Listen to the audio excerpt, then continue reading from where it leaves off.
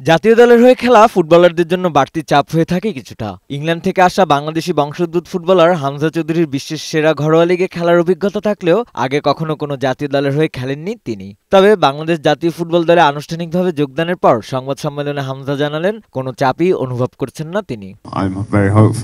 বাংলাদেশ জাতীয় দলের খেলোয়াড় হতে পেরে আমি খুব আনন্দিত।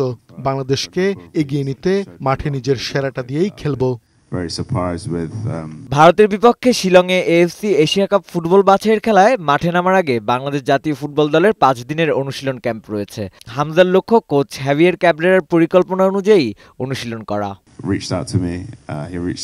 বাংলাদেশ জাতীয় দলের খেলোয়াড়রা অভিজ্ঞতার দিক দিয়ে জাতীয় পর্যায়ে আমার চাইতে এগিয়ে। আমি মনে করি তাদের থেকেও অনেক কিছু শেখার আছে আমার। দলের পরিকল্পনা অনুযায়ী অনুশীলন করতে চাই আমি।